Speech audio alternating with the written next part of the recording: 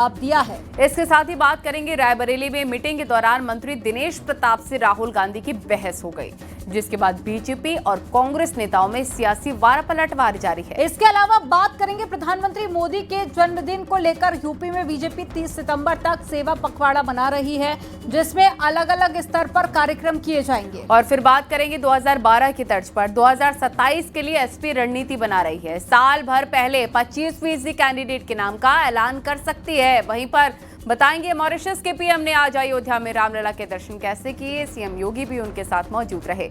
अब आपको खबरें दिखाते हैं विस्तार से।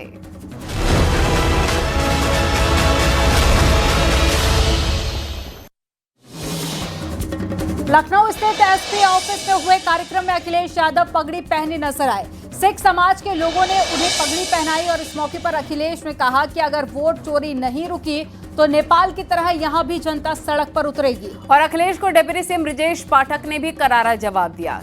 केशव मौर्य ने कहा है कि अखिलेश यादव सत्ता वियोग से पीड़ित हैं, फर्जी पीडीए से कुछ हासिल नहीं होगा। 2047 तक अखिलेश यादव का सत्ता में आने का सपना अधूरा रहेगा। देखिए रिपोर्ट।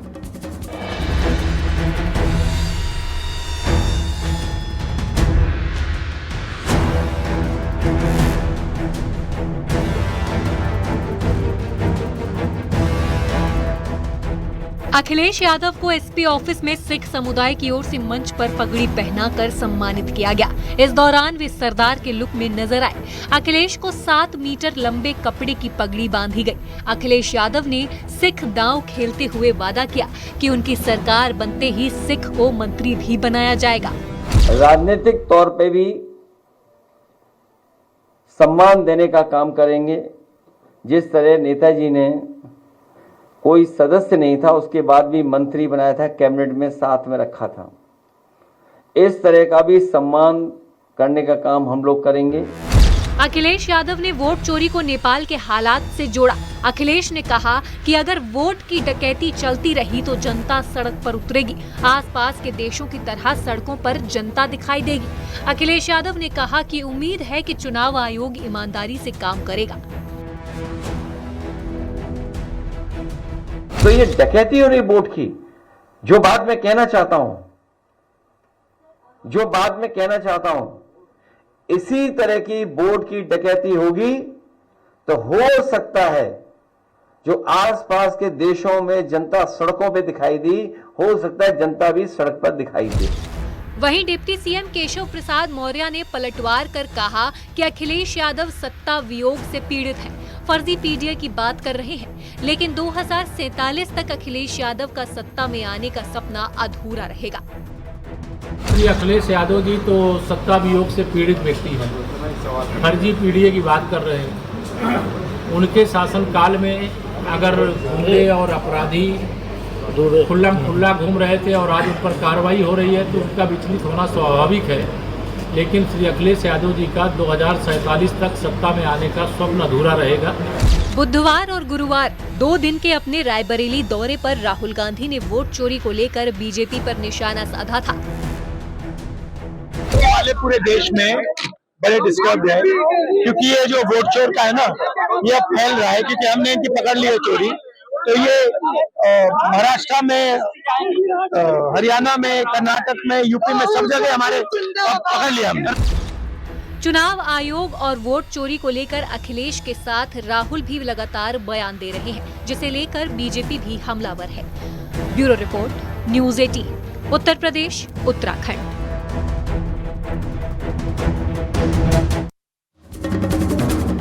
और यूपी के आजमगढ़ जिले में त्रिस्तरीय पंचायत चुनाव से ठीक पहले बड़ी संख्या में डुप्लीकेट मतदाता पाए गए हैं। निर्वाचन नियमावली के पुनर्निरीक्षण के दौरान राज्य निर्वाचन आयोग की ओर से एआई तकनीक के जरिए ये जानकारी मिली है। आजमगढ़ में 7,90,775 डुप्लीकेट मतदाता पाए गए हैं। राज्य निर्वाचन अधिकारी ने एआई तकनीक से गड़बड़ी पाई है और निर्वाचन अधिकारी ने सत्यापन के निर्देश दिए, तो 22 ब्लॉकों को सत्यापन के निर्देश दिए गए। रामपुर में भी पंचायत चुनाव में डुप्लीकेट वोट मिले हैं। राज्य निर्वाचन आयोग ने प्रशासन को लिस्ट भेज दी है और रामपुर में 2,36,002 वोट डुप्लीकेट मिले हैं। आयोग ने बीडीओ को ब्लॉक में और बीएलओ को नोडल अधिकारी बनाया है। बीएलओ के जरिए डोर टू डोर जाकर इन वोटर्स का वेरिफिकेशन कराया जा रहा है। आधार के अंतिम 4 अंकों से होगा मिलान और साथ ही डुप्लीकेट पाए जाने पर फोटो को रिमूव किया जाएगा। 6 ब्लॉक में 914 BLO जांच के लिए तैनात किए गए हैं। निर्वाचन आयोग ने हमारे को जनपद रामपुर के लिए सूची भेजी है, जिसमें 2,36,002 वोटर्स उनके अनुसार जो है डुप्लीकेट हो सकते हैं। जैसे किसी का नाम बार बार आना या उसके पति का नाम या पिता का नाम या लिंग समान होना। तो इस प्रकार से आयोग ने हमारे को एक्सेल में सूची भेजी है, जिसमें 2,36,002 वोटर्स के नाम हैं और आयोग ने इसके लिए ब्लॉक्स में BDOs को नोडल अधिकारी बनाया है और आयोग का मानना है कि BLO के माध्यम से इन वोटर्स का डोर टू डोर जाकर के सत्यापन कराया जाए और आधार के अंतिम 4 अंक नोट किए जाएं। उसके बाद में ये पता लगाया जाएगा एक्सेल सूची में कि क्या ये वोटर्स डुप्लीकेट हैं या नहीं है। अगर ये डुप्लीकेट पाए जाते हैं तो उसके आधार पर इनको रिमूव करने की कार्रवाई की जाएगी। राहुल गांधी कल रायबरेली में थे और इस दौरान दिशा की बैठक में राहुल गांधी और मंत्री दिनेश प्रताप सिंह में तीखी बहस भी हो गई। इस पर बीजेपी सांसद का कहना है कि राहुल जैसा संसद में करते हैं वैसा ही उनको बाहर झेलना पड़ा है। वही मंत्री दिनेश प्रताप के बेटे पीयूष प्रताप की राहुल गांधी से हाथ मिलाते हुए तस्वीर भी वायरल हो रही है, जिस पर मंत्री दिनेश प्रताप ने सफाई दी है। देखिए।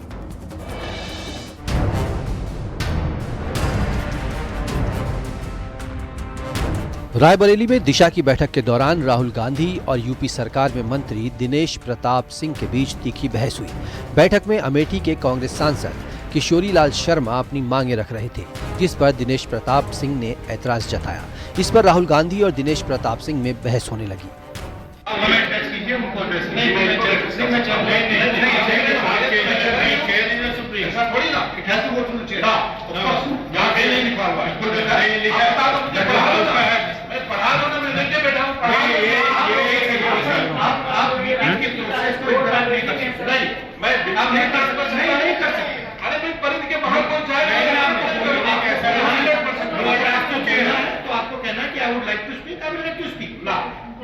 अगर गलत प्रोसीडिंग होगी तो मैं गलत प्रोसीडिंग होगी तो मैं आपके टेनिस में नहीं मान लूंगा। अगर प्रोसीडिंग गलत सामने जाएगी मैं कह रहा हूँ। दिशा की बैठक के दौरान राहुल गांधी और यूपी सरकार में मंत्री दिनेश प्रताप सिंह के बीच तीखी बहस के मामले को लेकर कांग्रेस ने पलटवार किया है। वो राहुल गांधी जी जो कि दिशा की बैठक की अध्यक्षता कर रहे थे, उनसे बहसबाजी कर रहे थे। अरे आप बहसबाजी क्यों करते हैं? आप बताइए ना कि रायबरेली के लिए आपने क्या किया, आपकी सरकार ने क्या किया। कांग्रेस पार्टी, गांधी परिवार ने तो ऐसा कोई भी वहां पर संस्थान नहीं है जिसको लगाने का काम न किया हो, चाहे रेल कोच फैक्ट्री हो, भेल हो, गेल हो, सेल हो, उड्डयन अकादमी हो। लेकिन आप लोग तो सिर्फ और सिर्फ उसको हाईजैक करना चाहते हो। बीजेपी सांसद डॉक्टर भोला सिंह ने कहा कि राहुल जैसा बोएंगे वैसा ही काटेंगे। जैसा राहुल गांधी संसद में करते हैं वैसा ही उनको बाहर झेलना पड़ा। देखिए, ये एक सर्कल होता है लाइफ का। अगर आप किसी की तरफ एक उंगली करेंगे तो 4 उंगली आपकी तरफ आती है, हम भूल जाते हैं। अब जो हमारे वहाँ के जनप्रतिनिधि हैं वो राहुल गांधी जी की गतिविधियों को देखते हैं, पूरा देश देखता है। तो अब जैसा आदमी करेगा, जैसा बोएगा वैसा ही काटेगा। वहीं इस बीच बैठक के दौरान की एक तस्वीर भी वायरल हो रही है। इस तस्वीर में दिनेश प्रताप सिंह के बेटे पीयूष प्रताप सिंह मौजूद हैं, जो राहुल गांधी से हाथ मिलाते नजर आ रहे हैं। पीयूष प्रताप सिंह हरचंदपुर ब्लॉक प्रमुख के तौर पर बैठक में शामिल हुए थे। इसे लेकर कांग्रेस ने निशाना साधा है। वहीं दिनेश प्रताप सिंह ने सफाई दी कि राहुल गांधी ने बैठक में मौजूद सभी लोगों से हाथ मिलाया था, लेकिन कांग्रेसियों ने सिर्फ मेरे बेटे से हाथ मिलाने की तस्वीर को वायरल किया। पिछले दिनों राहुल गांधी रायबरेली दौरे पर थे, जहां वो दिशा की बैठक में शामिल हुए थे। Bureau report, news 18, UP, Uttarakhand. और बीजेपी ने पंचायत और विधानसभा चुनावों से पहले गांव गलियारों में माहौल बनाने के लिए प्लान बना लिया है। बीजेपी ने सेवा पखवाड़ा शुरुआत की है और ये सेवा पखवाड़ा 30 सितंबर तक चलेगा। बीजेपी ने बूथ स्तर से लेकर प्रदेश स्तर तक 4 लाख से ज्यादा पार्टी पदाधिकारी की ड्यूटी लगा दी है और प्रधानमंत्री मोदी के जीवन पर केंद्रित प्रदर्शनी भी लगाई जाएगी और कई सेमिनार और नमो मैराथन का भी आयोजन होगा। आपको रिपोर्ट में दिखाते हैं।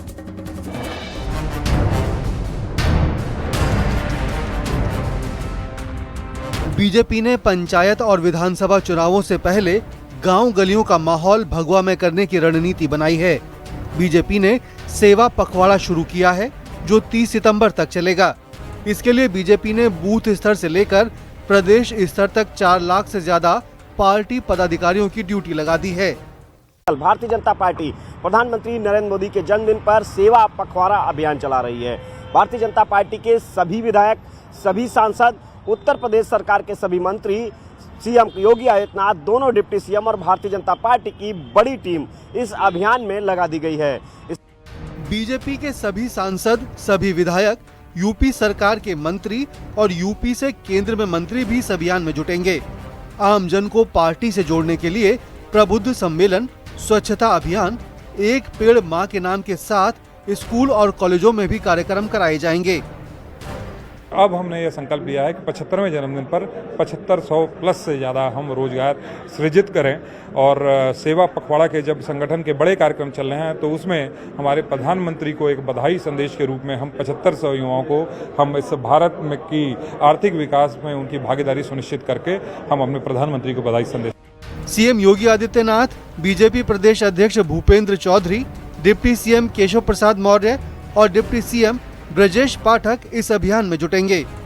प्रधानमंत्री नरेंद्र मोदी के जीवन पर केंद्रित प्रदर्शनी भी लगाई जाएगी। प्रबुद्ध जन संगोष्ठी और नमो मैराथन का भी आयोजन होगा। यानी कि सेवा से जुड़े हुए कार्यों को भारतीय जनता पार्टी के कार्यकर्ता करेंगे और यही नहीं, माहौल को भगवामय करने के लिए गांव गली से लगाकर, चाहे वो रेलवे स्टेशन हो या फिर अस्पताल हो, अलग अलग जगहों पर भारतीय जनता पार्टी के कार्यकर्ता टोलियों के माध्यम से जाएंगे और बीजेपी की टोली भारतीय जनता पार्टी के माहौल को भगवामय करने में जुटेगी और बीजेपी के माहौल को बनाएगी। कैमरामैन मनोज शाही के साथ संकेत मिश्रा, न्यूज़ 18 लखनऊ। यूपी में 2027 के विधानसभा चुनाव को लेकर एसपी ने भी तैयारियां तेज कर दी हैं। अखिलेश यादव ने उम्मीदवारों के चयन को लेकर बैठकों और चर्चाओं का भी सिलसिला शुरू कर दिया है। अखिलेश यादव 2012 की तर्ज से 2027 के चुनाव से करीब साल भर पहले उम्मीदवारों के नाम का ऐलान कर सकते हैं। अखिलेश यादव इसके लिए पार्टी पदाधिकारियों और नेताओं, कार्यकर्ताओं से लगातार फीडबैक्स भी ले रहा है। देखिए रिपोर्ट।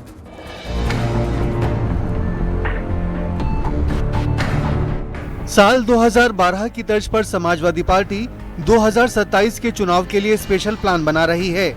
2012 की जीत को आधार बनाते हुए एसपी इस बार भी अपने उम्मीदवारों के नाम का ऐलान करीब 1 साल पहले ही कर सकती है। उम्मीद जताई जा रही है कि बिहार चुनाव के बाद यूपी की कई सीटों पर एसपी अपने प्रत्याशियों के नाम का ऐलान कर सकती है। समाजवादियों की रणनीति है, पार्टी के शीर्ष नेतृत्व ने जो फैसला होगा, टिकट चाहे 1 साल पहले हो या बीच में हो या जैसे भी हो, ये सिंबल का चुनाव होगा। समाजवादी इंडिया ब्लॉक बनाम एनडीए। टिकट बंटवारे को लेकर एसपी को गठबंधन पर भी फैसला लेना होगा। माना जा रहा है कि टिकटों के ऐलान से पहले कांग्रेस से बातचीत कर साझा रणनीति बनाई जाएगी। कौन सी सीट, कौन सा दल लड़ेगा, ये हमारे राष्ट्रीय नेतृत्व तय करेगा। लेकिन हम लोग समय से, जैसे अखिलेश यादव जी हो चाहे कांग्रेस पार्टी अजय राय जी के नेतृत्व में संगठन सृजन कर रही है, तो हम भी अपने सारे के सारे उम्मीदवारों को देख रहे हैं।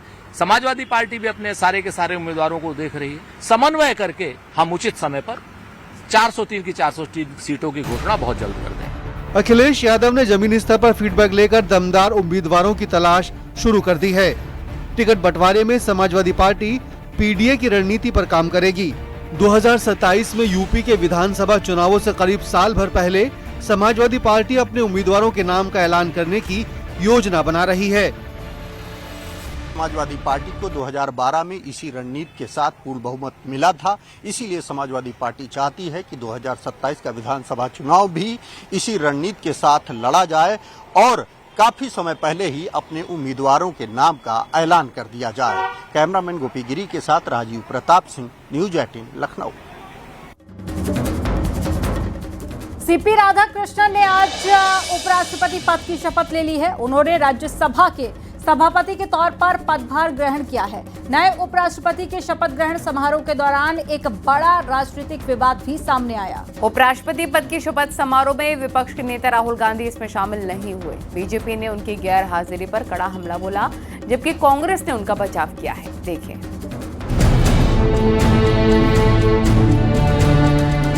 सीपी राधाकृष्णन ने देश के 15वें उपराष्ट्रपति पद की शपथ ली। राष्ट्रपति भवन में आयोजित शपथ ग्रहण समारोह में राष्ट्रपति द्रौपदी मुर्मू ने उन्हें शपथ दिलाई। इस मौके पर पीएम मोदी, केंद्रीय गृह मंत्री अमित शाह, रक्षा मंत्री राजनाथ सिंह मौजूद रहे।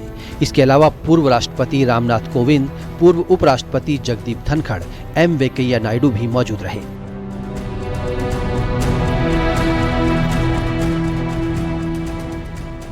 उपराष्ट्रपति सीपी राधाकृष्णन के शपथ ग्रहण समारोह में राहुल गांधी के नहीं जाने पर बीजेपी ने निशाना साधा है।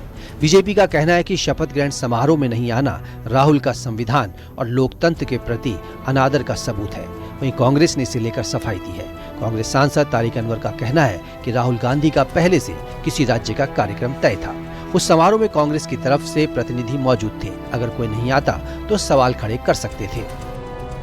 ये भी कोई इशू नहीं है, क्योंकि हमारे राष्ट्रीय अध्यक्ष कांग्रेस के खड़गे जी वहाँ मौजूद थे, जो विपक्ष के नेता भी हैं राज्यसभा में।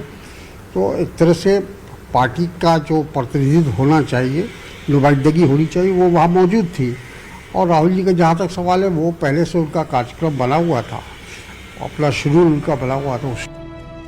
उपराष्ट्रपति पद की शपथ लेने के बाद सीपी राधाकृष्णन राजघाट गए और उन्होंने महात्मा गांधी को श्रद्धांजलि दी। Bureau report, news 18, UP, Uttarakhand.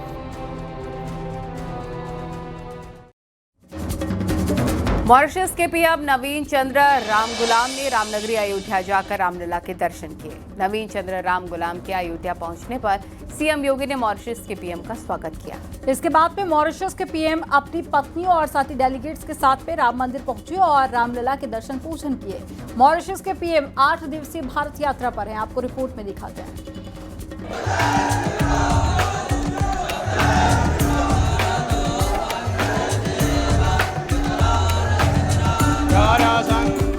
Mauritius के प्रधानमंत्री डॉक्टर नवीन चंद्र रामगुलाम अयोध्या एयरपोर्ट से रामलला के दरबार पहुंचे, जहां उन्होंने पत्नी के साथ रामलला की आरती उतारी और दर्शन पूजन किए। इस दौरान सीएम योगी आदित्यनाथ उनके साथ मौजूद रहे।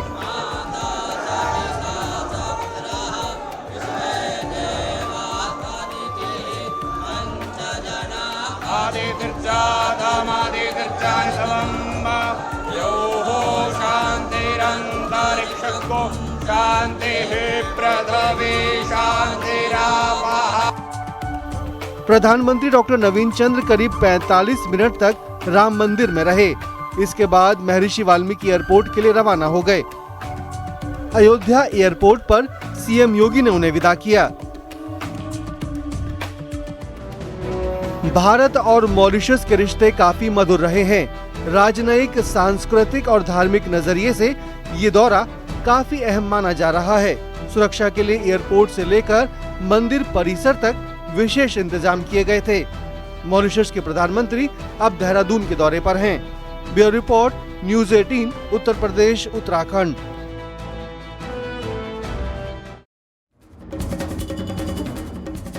पूर्व केंद्रीय मंत्री प्रदीप जैन आदित्य को 12 साल पुराने एक केस में 2.5 साल की सजा सुनाई गई। प्रदीप जैन समेत 13 कांग्रेसियों का एमपी एमएलए 2.5 साल की सजा सुनाई है और साथ ही जुर्माना भी लगा दिया। सजा सुनाने के बाद में पूर्व केंद्रीय मंत्री प्रदीप जैन भावुक नजर आए और साथ ही कोर्ट के बाहर वो फफक कर रोने लगे।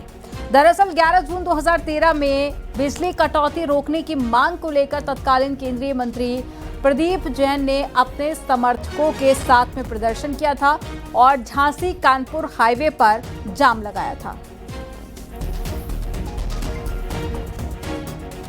कितनी भी धाराएं लगाए, हम जनता की लड़ाई लड़ते।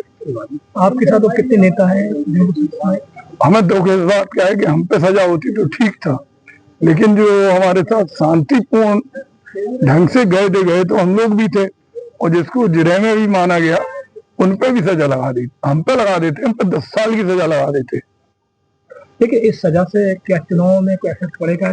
देखिए, चुनाव नहीं, हमें तो बुंदेली माटी से मतलब है। आगे क्या तैयारी बाकी? नहीं, हम लोग उसकी लड़ाई लड़ते रहेंगे जब तक झांसी, ललितपुर, बुंदेलखंड के लोगों को